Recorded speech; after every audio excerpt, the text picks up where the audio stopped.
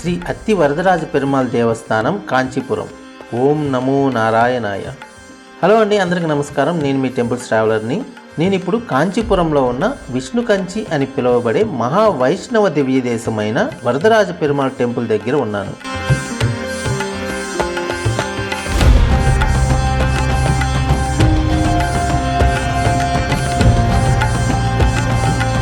ఈ టెంపుల్కి బస్టాండ్ నుండి సుమారు 3.5 కిలోమీటర్లు ఉంటుంది. నేను ఇప్పుడు బస్టాండ్ వైపు నుండి వెళ్తున్నాను. రోడ్స్ చూడండి ఎలా ఉన్నాయో. ఈ వెళ్ళే దారిలోనే right side Ashtabhuja Perumal temple కూడా ఉంటుంది. కుదిరితే ఆ టెంపుల్కి కూడా వెళ్ళి దర్శనం చేసుకోండి. అది కూడా విష్ణుమూర్తి 108 దివ్య దేశాలలో ఒకటి. ఈ కాంచీపురంలో ఈ ఆలయమే కాకుండా మీరు ఖచ్చితంగా దర్శనం చేసుకోవాల్సిన ఆలయాలు చాలా ఉన్నాయి. అందులో కొన్ని ముఖ్యమైన ఆలయాలకు సంబంధించిన వీడియో కింద డిస్క్రిప్షన్లో ఇస్తాను. ఈ వీడియో కూడా చూసి ఇక్కడ ఉన్న ఆలయాలన్నీ దర్శించుకోండి. ఇక్కడ ఉన్న టెంపుల్స్ అన్నీ దర్శించుకోవాలంటే సుమారు 2 రోజులు ఖచ్చితంగా పడుతుంది. ఈ వరదరాజ పెరుమాళ్ టెంపుల్ మాత్రమే కొంచెం దర్శనం ఎక్కువసేపు పడుతుంది. మిగిలిన అన్ని టెంపుల్స్లో దర్శనం తొందరగానే అయిపోతుంది. ముఖ్యంగా సెలవు రోజుల్లో ఇక్కడికి రాకండి. ఆ రోజుల్లో ఎక్కడెక్కడి నుండో భక్తులు వస్తూ ఉంటారు. ఎక్కువగా రద్దీ ఉండటం వలన దర్శనం ప్రశాంతంగా చేసుకోలేరు. ఇక్కడికి రావాలంటే తిరుపతి నుండి 125 కిలోమీటర్లు ఉంటుంది. చెన్నై నుండి 75 కిలోమీటర్లు ఉంటుంది. ఇక్కడికి ట్రైన్స్ ఎక్కువగా ఉండవు. బస్సెస్ అయితే తిరుపతి నుండి చెన్నై నుండి ఎప్పుడు అవైలబుల్గా ఉంటాయి. ఈ కాంచీపురంలో ఉన్న అన్ని టెంపుల్స్ని ఉదయం 6 గంటల నుండి మధ్యాహ్నం 12 గంటల 30 నిమిషాల వరకు, సాయంత్రం 4 గంటల నుండి రాత్రి 8 గంటల 30 నిమిషాల వరకు మాత్రమే దర్శనం చేసుకోవచ్చు. ఇక్కడ కంచి కామకోటి మఠం ఇంకా కొన్ని మఠాలకు సంబంధించిన కాటేజెస్ ఉంటాయి, కానీ ఎప్పుడు ఖాళీగా ఉండవు. నేనైతే ఒక్కడనే రావటం వల్ల ఏ టెంపుల్ అకామిడేషన్లో కూడా నాకు రూమ్ ఇవ్వరు. సో అందుకే ఒక హోటల్లో చిన్న రూమ్ తీసుకున్నాను. 700 రూపీస్ అయితే ఛార్జ్ చేశారు. మీరు కనుక ఫ్యామిలీస్తో వస్తే హోటల్ రూమ్ కాస్ట్ 1000 రూపాయల నుండి స్టార్ట్ అవుతాయి. ఫస్ట్ రూమ్ని చూసి మనీ పే చేయండి. అలాగే అన్ని టెంపుల్స్ని విజిట్ చేసిన తర్వాత టైం ఉంటే ఇక్కడ ఫేమస్ అయిన శారీ షాపింగ్ కూడా చేయండి. ఈ కాంచీపురంలో ఉన్న స్థల పురాణం కలిగిన దేవాలయాలు చాలా ఉన్నాయి. అందులో ముఖ్యమైనవి శ్రీ కంచి కామాక్షి అమ్మవారి ఆలయం, ఇంకా పంచభూతలింగాలలో ఒకటైన పృథ్వీలింగం శ్రీ ఏకాంబరేశ్వర ఆలయం, ఇంకా ఈ వరదరాజ పెరుమాళ్ ఆలయం. మీరెవరైనా ఈ కాంచీపురం వస్తే ఈ ఆలయాలన్నీ దర్శించుకునే ఉంటారు. దర్శించుకుంటే మీ అభిప్రాయాలను కామెంట్ బాక్స్లో షేర్ చేసుకోండి.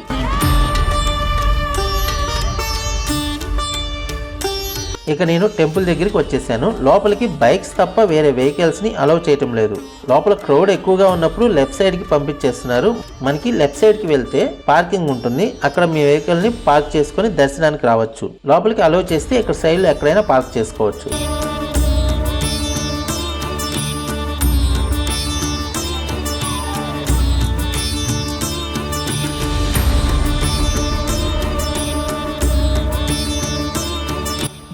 ఇక్కడ స్వామివారి ఊరేగింపు జరుగుతుంది.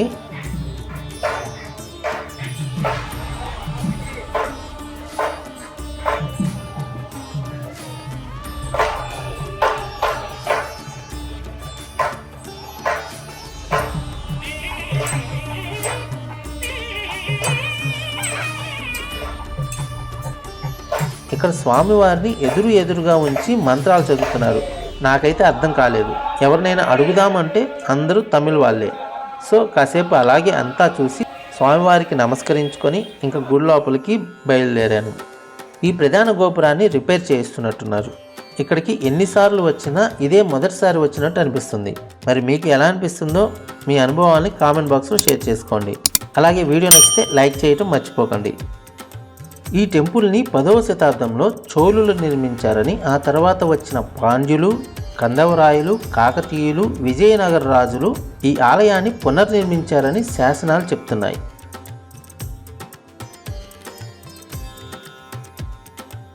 ఈ మండపాన్ని 100 పిల్లర్స్ మండపం అని అంటారు. ఈ మండపంలో ప్రతి స్తంభం మీద ఎంతో అద్భుతంగా శిల్పాలని చెక్కబడి ఉంటాయి.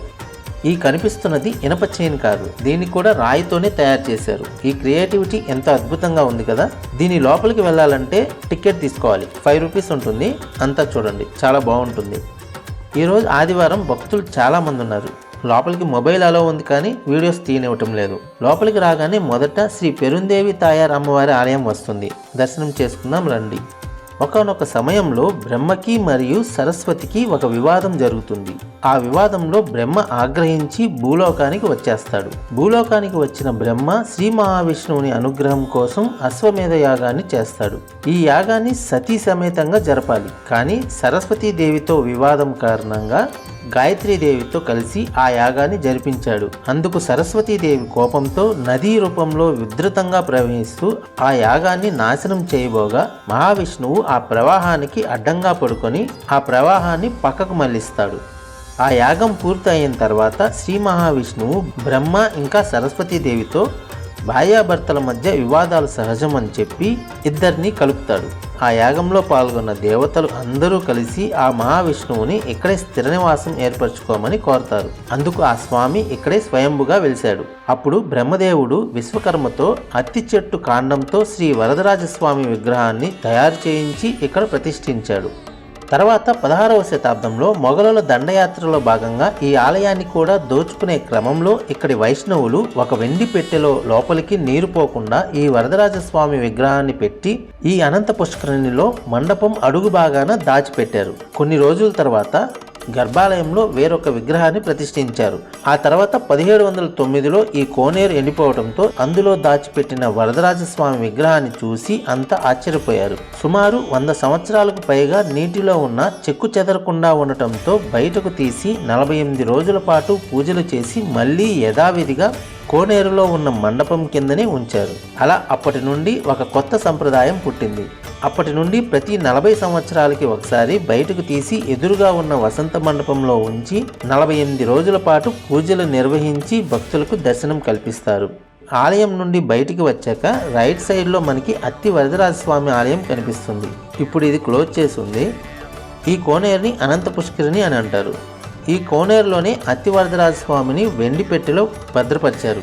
చివరగా 2019 సంవత్సరంలో జూలై 1 నుండి ఆగస్టు 17 వరకు ఈ స్వామివారు భక్తులకు దర్శనమిచ్చారు. మీరెవరైనా ఈ స్వామివారిని దర్శించుకున్నారా? ఒకవేళ దర్శించుకుంటే మీ అనుభవాన్ని కామెంట్ బాక్స్లో ఓం నమో నారాయణ అని షేర్ చేసుకోండి. ఈ వీడియో నచ్చితే లైక్ చేసి ఇప్పుడే ఈ ఛానల్ని సబ్స్క్రైబ్ చేసుకోండి. ఓం నమో నారాయణాయ.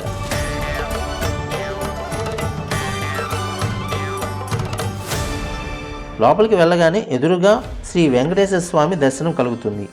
ఈయనే వరదరాజ పెరుమాళ్ అని అందరూ అనుకుంటారు. కాదు, ఇంకా ముందుకు వెళ్ళాలి. ఆ స్వామి ఈ ఆలయం వెనక పక్క మొదటి అంతస్తులో మనకి దర్శనమిస్తాడు. ఆయన దర్శనం తర్వాత బంగారు బలి కనిపిస్తుంది. గౌతమ మహర్షి దగ్గర 2 శిష్యులు ఉండేవాళ్ళు. వాళ్ళు గౌతమ మహర్షికి కావలసిన పండ్లు, పూలు, నీరు సమకూరుస్తూ ఉండేవాళ్ళు. ఒకరోజు గౌతమ మహర్షికి వాళ్ళు పెట్టిన వాటిలో బలి కనిపిస్తుంది. అందుకు ఆగ్రహించిన గౌతమ మహర్షి వాళ్ళని బల్లులుగా జీవించమని శపిస్తాడు. తెలియకుండా జరిగిన తప్పుని క్షమించమని మహర్షిని కోరగా మీరు వెళ్ళి అత్తిగిరి వరదరాజ పెరుమాళ్ స్వామికి సేవలు చేయమని శాప విమోచనం గురించి చెప్తాడు. అలా కొంతకాలం స్వామివారికి సేవలు చేస్తూ కాలం గడిపారు. నెక్స్ట్ కొంతకాలానికి ఇక్కడ ఉన్న స్వామివారిని దర్శనం చేసుకునేందుకు ఇంద్రుడు ఇంకా సూర్యచంద్రులు ఇక్కడికి వస్తారు. వాళ్ళని దర్శించుకున్న గౌతమ మహర్షి శిష్యులకు శాప విమోచనం కలిగింది. అప్పటి నుండి ఇక్కడ సూర్యచంద్రులను ఇంకా ఆ శిష్యులైన బంగారు బల్లి, వెండి బల్లిని ఇక్కడ ప్రతిష్ఠించారు. వీటిని తాకిన వారికి సమస్త దోషాలు, పాపాలు, రోగాలు పోయి ఆరోగ్యంగా ఉంటారని, మరీ ముఖ్యంగా బల్లి మన మీద పడితే కలిగే దోషాలు పోతాయని భక్తులు ఎక్కువగా నమ్ముతారు. మొత్తం దర్శనానికి 3 గంటల టైం పట్టింది. ఇక్కడ ఉచితంగా ప్రసాదం పెడుతున్నారని ఎంతో ఆశగా వచ్చాను. కానీ ఇక్కడ ప్రసాదాలని అమ్ముతున్నారు. మీకు కావాలంటే కొనుక్కోవచ్చు. సో ఫైనల్గా ఇది అత్తి వరదరాజ పెరుమాళ్ టెంపుల్ హిస్టరీ. ఈ వీడియో మీకు ఎలా అనిపించిందో కామెంట్ చేయండి. వీడియో నచ్చితే లైక్ చేసి నా ఛానల్ సబ్స్క్రైబ్ చేసుకోండి. నేను ప్రతి వీడియోలో కామెంట్ చేయండి అని చెప్తూనే ఉంటాను. కానీ ఎవరు కామెంట్ కానీ షేర్ కానీ చేయట్లేదు. జస్ట్ ఒక మెసేజే కదా. మీరు లైక్ చేసి కామెంట్ చేస్తే ఈ వీడియో ఇంకొంతమందికి రీచ్ అవుతుంది. నాకు కొంచెం మోటివేషన్గా ఉంటుంది. So please like, share, comment. ఫైనల్గా 2 days నా కాంచీపురం ఆలయాల దర్శనం పూర్తయింది. నెక్స్ట్ ఇక్కడ నుండి మహాబలిపురం వెళ్తున్నాను. నా జర్నీ ఇప్పటితో అయిపోలేదు, ఇంకా చాలా ఉంది. ఎన్నెన్నో అద్భుతమైన టెంపుల్స్ని మీకు చూపిస్తాను. నన్ను ఫాలో అవ్వండి, నన్ను నమ్మండి. Thanks for watching. By by.